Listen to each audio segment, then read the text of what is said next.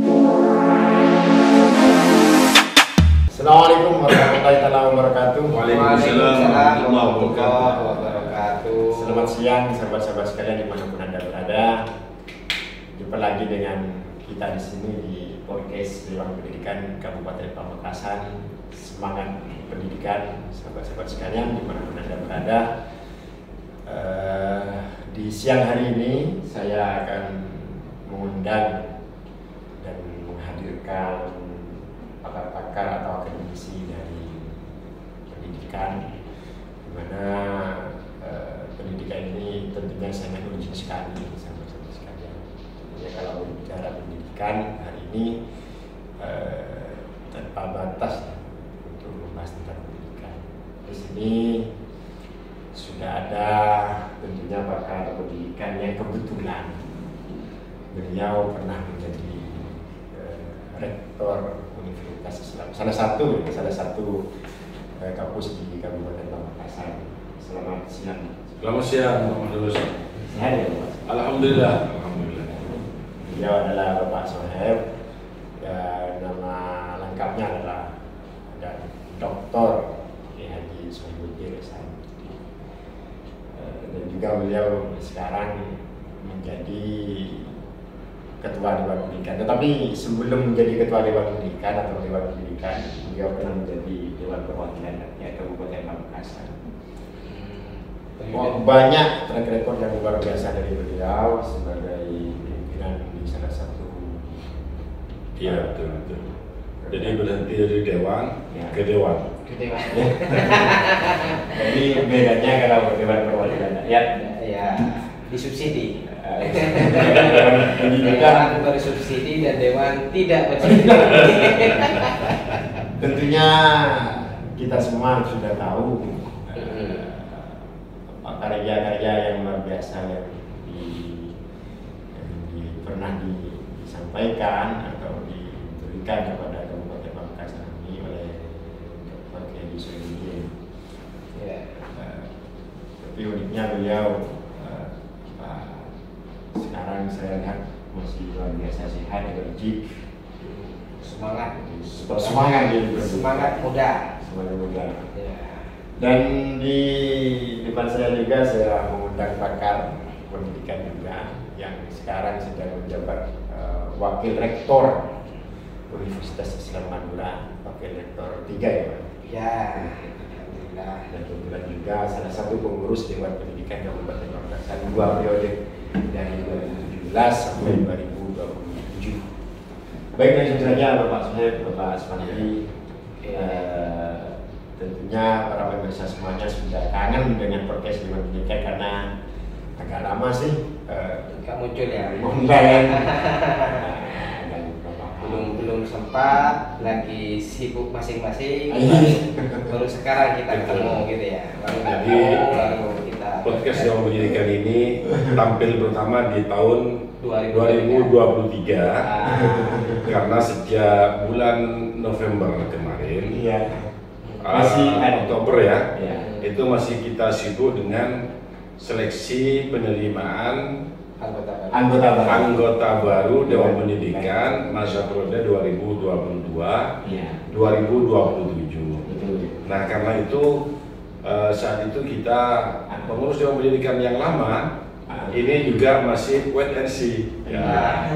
Nah, alhamdulillah kita ini masih dipercaya lagi oleh Bupati Pamekasan untuk menjadi mitra beliau di dalam membawa pendidikan di Kabupaten Pamekasan, sehingga diharapkan Dewan Pendidikan ini juga berpartisipasi. Alhamdulillah kami sejak akhir bulan November kemarin dilantik pengurus yang baru tahun 2022-2027. Karena itu kami hadir kembali menyapa para stakeholder pendidikan di Kabupaten Pamekasan agar nanti ada keterkaitan yang lebih erat lagi dengan kami Dewan Pendidikan, para kepala sekolah, para guru, para siswa, pengasuh-pengasuh pesantren, bersama-sama dengan kami di Dewan Pendidikan bagaimana mewujudkan pendidikan yang bermutu, berkualitas, sehingga Pamekasan ini betul-betul menjadi kabupaten pendidikan. Amin. Jadi slogan dan Iya, implementasi betul. making lah. Nah, iya, limit sekali, dan ini bersama-sama. Semangat menuju itu kita sudah sangat kelihatan. Ya. Baik pemirsa semuanya dimanapun Anda berada, tadi sudah saya kenalkan Ketua Dewan Pendidikan yang masih segar bugar. Ini yang satunya juga pengurus. Sebetulnya saya juga pengurus sekalian dimanapun Anda berada. Tentunya masih ingat ya dengan saya. Nama saya Mas Sugianto. Langsung saja ya. Setelah Terus ini yang paling Dewan Pendidikan karena beliau sekarang memakai seragam Dewan Pendidikan. Memakai baju kebesaran. itu kayak menjadi moderator pemirsa sekalian. Beliau ini pakar-pakar. Sekalian para pengurus punya ide yang kreatif yang luar biasa mengangkat tentang Merdeka Belajar. Dimana Merdeka Belajar ini sudah lama diputuskan oleh Mas Menteri Nadiem Makarim sejak beliau diangkat menjadi Menteri Pendidikan. Iya. Menteri Pendidikan ya Pak Ketua. Iya, jadi saya sangat setuju, dan memang nanti kami dari Dewan Pendidikan akan fokus juga bagaimana mengevaluasi keberhasilan pelaksanaan konsep Merdeka Belajar yang sudah dijalankan Pak Menteri, ya, yang sudah dijalankan Pak Menteri untuk dilaksanakan di mana-mana, dan kecenderungannya nanti kita lihat gitu ya,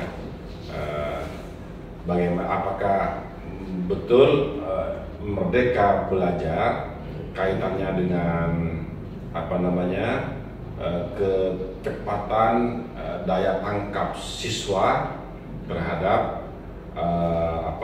mata pelajaran yang mereka terima, kaitannya dengan numerasi ya, yang menjadi target dari Merdeka Belajar. Tapi yang juga jauh lebih penting adalah kaitannya dengan karakter akhlak siswa kita, karena pendidikan itu menjadi tanggung jawab kita semua. Jadi lebih kepada selain Merdeka Belajar juga lebih bahasa kerennya pendidikan karakter lah dulu ya. Iya, betul. Pendidikan karakter. Nah, jadi pendidikan Merdeka Belajar yang diinginkan oleh Mas Menteri itu, menurut pengamatan saya, beliau ingin lebih fokus dan lebih menyederhanakan proses, ya, lebih menyederhanakan proses. Misalnya ujian nasional itu sekarang kan sudah tidak ada ya. Nah, itu di samping untuk menghemat proses, juga menghemat anggaran. Berapa triliun itu untuk sekedar ujian nasional, dan itu diganti dengan asesmen yang nanti prosesnya harus juga kita bersama-sama dengan dinas terkait, efektivitas pelaksanaan itu sejauh mana, kan begitu Pak ya. Nah, jadi Dewan Pendidikan fungsinya di situ. Nanti apa keluhan yang di masyarakat, misalnya wadah dan fungsi Dewan Pendidikan juga harus kita perkenalkan juga kepada mereka, gitu ya. Jadi apa yang menjadi persoalan yang berkaitan dengan Merdeka Belajar ini, termasuk guru penggerak yang sekarang sedang digalakkan, ini juga menjadi atensi Dewan Pendidikan. Kan begitu Pak Sugianto ya? Kalau menurut Bapak Supandi gimana sih? Kalau intinya pemirsa, berdasarkan pernyataan dari Ketua Dewan Pendidikan bahwa Merdeka Belajar ini adalah sebuah inovasi atau perubahan yang luar biasa, Bapak Supandi setuju seperti itu ya? Ya, jadi betul sekali apa yang diungkapkan oleh Pak Ketua ini, bahwa yang namanya Merdeka Belajar ini kan hakikatnya seharusnya sudah sejak dulu kita lakukan. karena pada dasarnya adalah ingin memberikan fasilitas, ingin memberikan pemaksimalan kegiatan pendidikan bagi peserta didik, khususnya bagi peserta didik ini kan multidimensi, multi talenta, multidisiplin lah. Kalau bahasa ilmiahnya multidisiplin, bahwa tidak bisa digeneralisir antara satu siswa dengan siswa yang lain dalam satu konteks rombongan belajar, rombel kalau istilah kita itu ya. Dalam rombel itu ada banyak titik, ada banyak rumusan, ada banyak kebutuhan yang harus kita dipenuhi selaku pengelola pendidikan. Mereka itu satu dengan yang lainnya tidak sama keinginannya, kemudian kebakarannya, kemudian keahliannya, kalau bakat dan lain sebagainya. Oleh karena itu, konsep Merdeka Belajar itu adalah untuk mengimplementasi itu, bahwa ada yang suka numerasi dan literasi, ada yang suka tentang kegiatan fisik berarti olahraga dan sebagainya. Kemudian siswa-siswa juga banyak yang punya bakat yang lain, dan ternyata kalau ibaratkan sekumpulan orang yang mempunyai banyak bakat ini tidak bisa diberikan fasilitas yang sama, diberikan pelayanan yang sama, tidak bisa gitu. Artinya MBKM ini atau Merdeka Belajar ini adalah untuk memfasilitasi itu, sehingga kalau ada splitan memang kegiatan pendidikan itu hakikatnya adalah pembangunan karakter, yaitu tujuan utama. Tapi Merdeka Belajar yang dimaksud adalah memberikan kompetensi bagi siswa yang sesuai dengan kebutuhan dan keinginannya. Artinya memberikan ruang yang seluas-luasnya, baik kepada murid, kepada atau kepada siswa, bahkan dengan kepada guru harus kepada lembaga juga kan ada kebebasan untuk berekspresi lah. Betul, untuk berkreasi, berinovasi sesuai dengan bakat, minat, bahkan lokal wisdom yang ada di lembaga-lembaga. Tapi sejauh ini menurut pandangan Pak Supanti sebagai akademisi, apakah sudah cocok dengan kan begini, ketika belajar dan pendidikan karakter ini sebetulnya di pesantren sudah lama dia. Jadi setelah saya mengamati di pesantren ini sudah lama Merdeka Belajar dan karakter pendidikan karakter ini diterapkan full day. Gimana? Kalau maksudnya yang Merdeka Belajar di pesantren itu kan karena mereka ingin mengeksplor, mempunyai kebebasan untuk mengeksplor kapabilitas dan ciri khas dari masing-masing, baik dari sisi institusional, maksudnya adalah kelembagaan, institusi, ini lembaga ini pakar bidang ini, itu institusi. Tapi kalau pesantren banyak yang mengikuti ke kapabilitas kiai. Biasanya contoh, kiainya kan pakar fikih, berarti pesantren ini mempunyai ciri khas fikih. Ada yang ciri khas pakar tentang ketasawufan, maka pesantren ini berciri khas tentang tasawuf gitu lah. Itu yang dalam implementasi lembaga pendidikan Islam ya, terutama di pesantren. Cuma yang digalakkan di di lembaga-lembaga formal, mulai dari tingkat dasar sampai menengah bahkan perguruan tinggi, itu sekarang itu kan baru muncul, sehingga kalau ditanyakan cocok dan tidak cocok ya kita amati saja. Memang problematika yang multidimensi ini pasti ada celah, ada positif, ada negatif. Tapi kalau kita mempunyai ikhtiar dan keinginan yang baik, tentunya juga akan baik, ya kan begitu kan?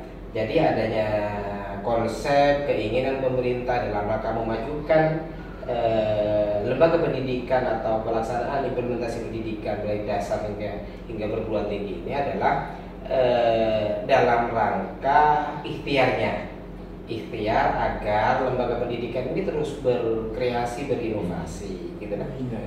Sehingga kalau cocok seperti pertanyaan Pak Mahrus tadi, cocok dan tidak cocok gitu ya, tergantung kita menyikapi. Kalau kita tidak mau berekspresi, tidak mau berinovasi, ya tentunya ada banyak kelemahan dan kekurangan di situ ya. banyak kelemahan dan kekurangan. Contohnya karena tidak ada kesesuaian lagi akan apa namanya punah dan sirna yang namanya ciri khas. Kan di situ tidak membaca linearitas, tidak ada. Yang paling terkejut kan lembaga-lembaga itu kan ketika UN ditiadakan itu, Pak. Iya. Reaksinya luar biasa kan ketika UN ditiadakan. Iya, karena memang kita tidak terbiasa untuk keluar dari yang namanya zona nyaman. Iya. Zona yang sudah habit. Jadi kalau sudah biasa itu.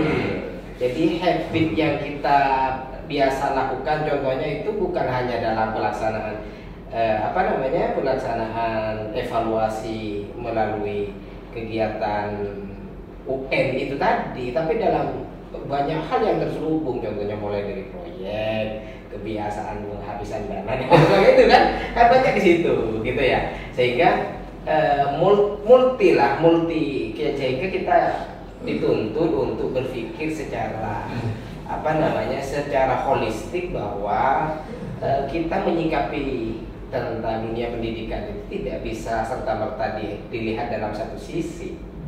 Dalam dalam banyak hal. Kita ini Dewan Pendidikan ini mau berperan di mana?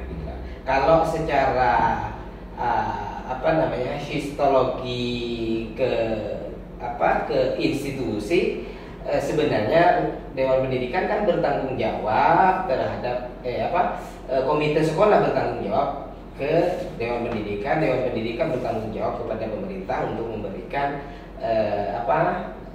nasihat, memberikan rekomendasi dan lain sebagainya itu. Kalau dalam hal implementasinya berarti lembaga pendidikan dengan dinas terkait gitu. Baru dinas itu ke pemerintah, yang ujungnya dari pemerintah kan melahirkan sebuah kebijakan gitu ya.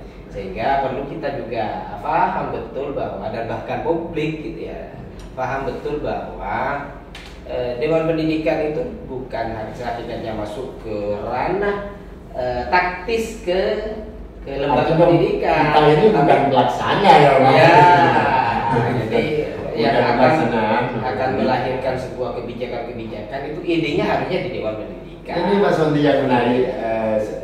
Saya dulu ketua Dewan Pendidikan sebagai pemangku kebijakan. Sejauh ini menurut kita lah, jadi menurut Bapak Ketua, kontrol dari Dewan Pendidikan ini ke lembaga institusi atau menurut penilaian Dewan Pendidikan, saya kan selalu ketua Dewan Pendidikan ya. Sejauh ini apakah Merdeka Belajar ini apakah berhasil di Kabupaten Pamekasan ini mengaca kepada lokalisme yang ada itu, Pak? Jadi prinsip penilaian kami sama dengan Pak Swadi tadi itu. Masih terlalu dekat ya, terlalu cepat ketika menilai sebuah proses itu bisa dikatakan berhasil atau tidak. Tapi Dewan Pendidikan akan terus mengikuti perkembangan ini dengan catatan ini jangan sampai terjadi memulai itu tidak mengerti di ujungnya. Iya kan? Itu. Start harus ada berbanding lurus dengan finishnya. Nah sekarang Merdeka Belajar itu sudah start, gitu ya, 3 tahun yang lalu. Tapi mungkin ketika di pertengahan jalan ada proses yang kurang pas misalnya. Kok tiba-tiba ada revisi undang-undang sistem pendidikan nasional dengan banyak membuang beberapa volume pasal yang dianggap kurang. Salah satu di antaranya, ini kok Dewan Pendidikan kena begitu. Ya jadi polemik gitu. Jadi polemik gitu. Ada persoalan apa? Kok langsung Dewan Pendidikan yang menjadi sasaran, PGRI juga yang menjadi sasaran. Bagaimana guru itu? Berarti konsep Merdeka Belajar termasuk dengan guru penggerak, jadi start dan finishnya ini juga harus konkret. Contoh misalnya ada istilahnya kawin massal pendidikan gitu. Konsep kawin massal pendidikan itu menurut Pak Menteri ini adalah mengcombine semua program studi di perguruan tinggi itu dalam negeri dan luar negeri misalnya. Sehingga semua prodi itu harus dikawinkan dan itu hanya cocok untuk industri, kan begitu. Tapi untuk program-program tinggi atau prodi-prodi yang sifatnya sosial dan agama, masa bisa dikombin seperti ini kan begitu. Nah, betul. Artinya apa? Artinya memang konsep Merdeka Belajar ini tidak serta-merta ini maksimal dan paling benar, tidak. Prinsip kita itu kan sama. Al-Muhafadzatu 'alal qawaidis shalah wal akhdhu bil yadi. Mempertahankan lama yang masih baik dan mengambil pola baru yang dianggap lebih baik. Kita sekarang tuntut dulu bahwa Merdeka Belajar ini adalah sesuatu yang kita anggap lebih baik. Tapi jangan gaduh, begitu ya. Nah ini yang harus kita pressure kepada pihak terkait. Kan biasa Pak Ketua. Iya. Biasanya kalau orang seperti laki-laki kalau punya istri dua, mesti istri pertama ini banyak salah. Biasanya kan begitu kan? Ya istri kedua karena masih baru, belum tahu.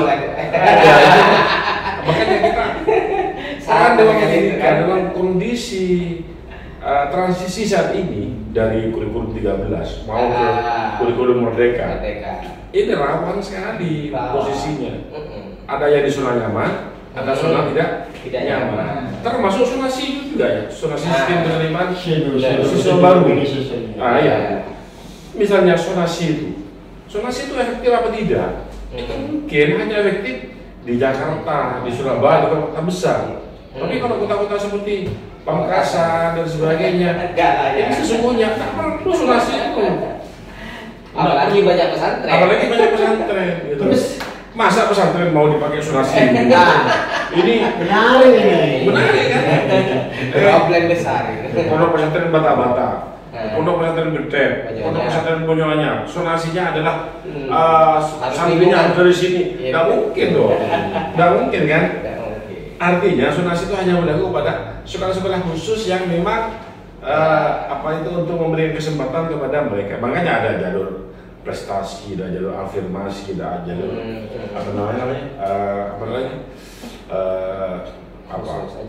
jalur khusus.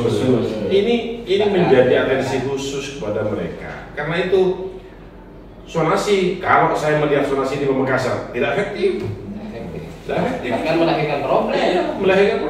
Disharmoni lingkungan ya. Kenyataannya bagaimana? Banyak sekarang sekolah-sekolah negeri yang mengeluh kekurangan siswa. Nah, heran Pak saya, kenapa? Kemana itu? Siswa. Ya ada yang mundur lah. Ada yang mundur. Iya. Tapi kalau berbicara masalah zonasi, dulu itu kan sempat mencuat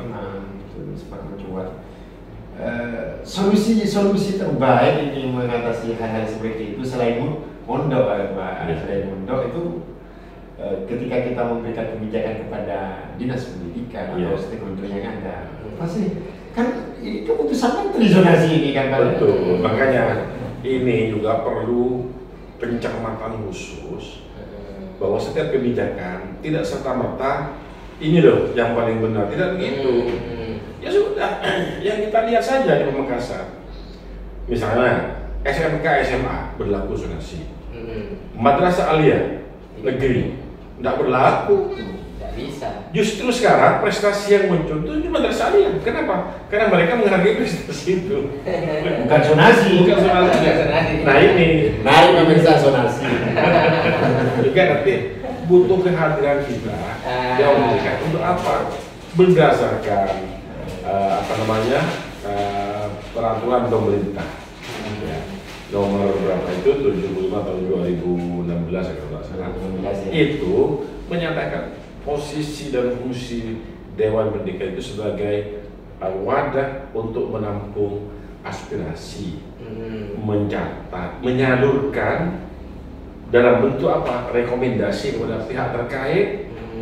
Apakah berkaitan dengan kurikulum 13, kurikulum Merdeka, persoalan yang berkaitan dengan guru, siswa, dan sebagainya disampaikan kepada pihak terkait agar masalah-masalah pendidikan ini bisa selesai dan tidak menghambat kepada proses pencapaian mutu pendidikan secara keseluruhan.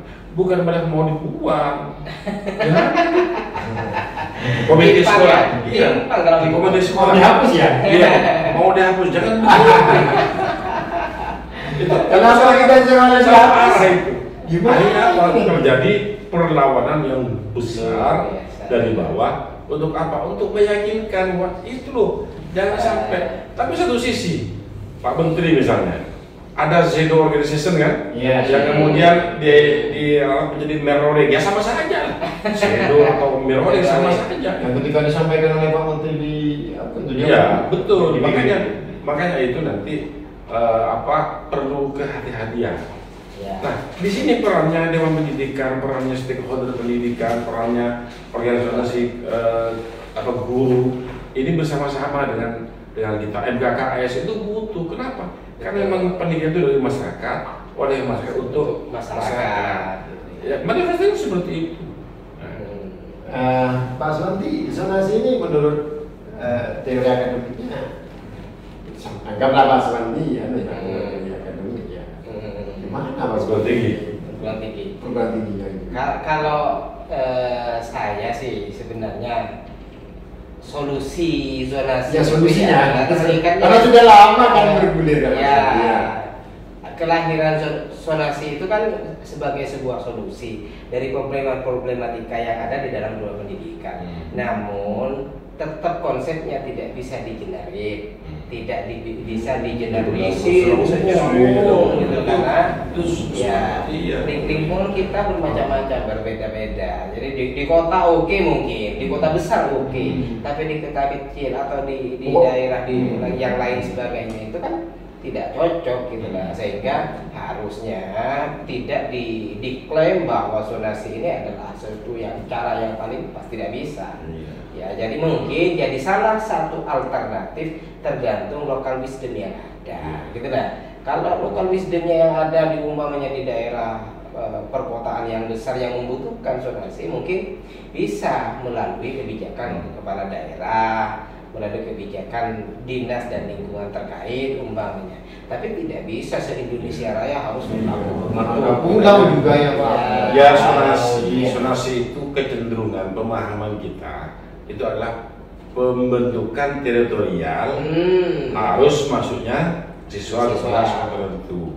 Padahal kasus yang melatar belakangi lahirnya zonasi itu karena ada masyarakat miskin di sekitar sekolah yang favorit ini tidak bisa mendaftar di situ karena tidak mau bayar. Ya, kan begitu kan? Ya. Dasar awalnya seperti itu. Begitu. Nah, jangan kemudian ini dijadikan seakan-akan menjadi masalah Indonesia. Tidak. Iya, kalau di persoalan Jakarta, kota-kota besar, oke lah, Iya. kita agak masukkan ya. Kalau di sini ya, Tapi kalau di Bengkulu, nggak berlaku. Nggak cocok. Apakah zonasi itu atau keputusan menteri itu nantinya kalau tidak cocok dengan Baristim bisa ya di apa maksudnya ada surat keputusan dari peraturan bupati, dari peraturan dinas. Makanya sekarang pemerintah daerah ini masih wait and see juga gitu ya. Masih wait and see. Kami juga pernah diundang oleh DPRD untuk melihat bagaimana tentang zonasi itu.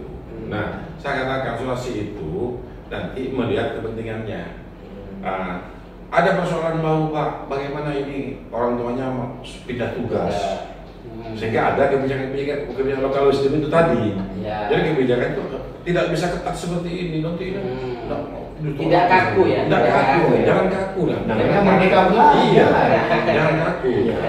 Nah ini Ya. yang jadi problem terus berkepanjangan dan itu nanti bisa harus mulai dipilah-pilah. Ya. Nah, sudah ada kompromi, batas-batas kompromi, penambahan jatah untuk mereka yang miskin, yang naik kan, persentase sudah naik.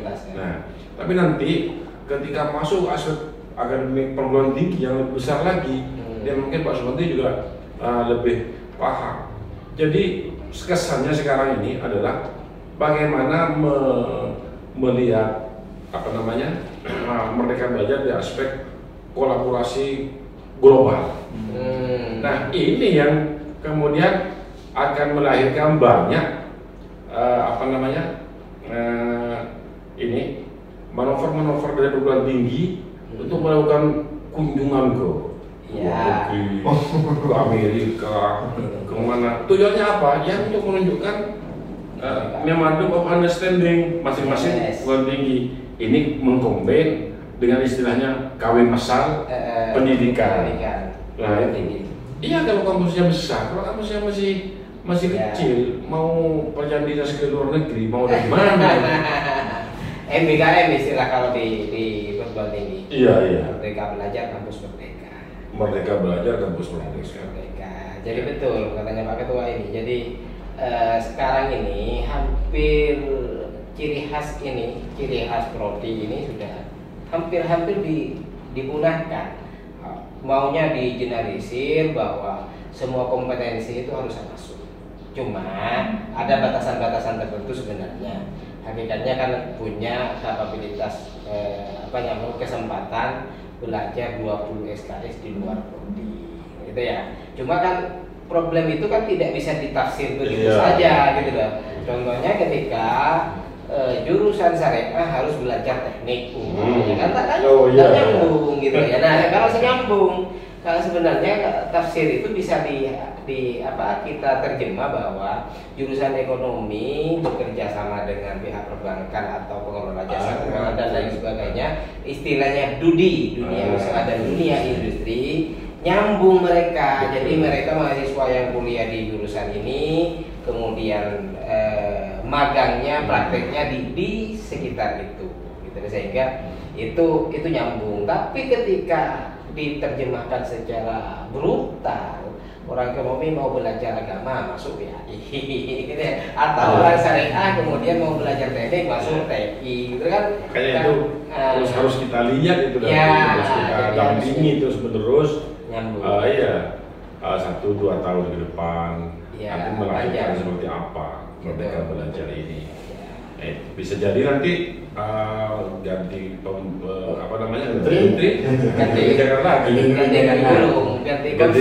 ganti konsep itu membuat kita ragu-ragu nanti gitu. Karena itu misalnya Pak Nadiem Makarim nanti akan dikenal sebagai Menteri Merdeka. Gitu. Nanti lahir lagi menteri lain, Menteri Indonesia hebat misalnya.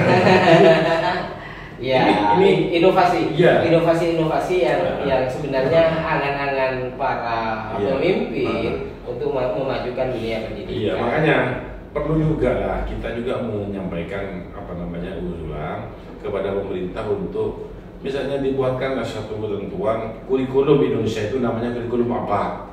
Itu ada kurikulum berapa tuh? Contohnya seperti apa Pak kalau seandainya kurikulum 13. 13. Sebelum kurikulum 13 kurikulum KBK KBK, kurikulum berbasis kompetensi. Sebelum itu ada lagi kurikulum apa gitu.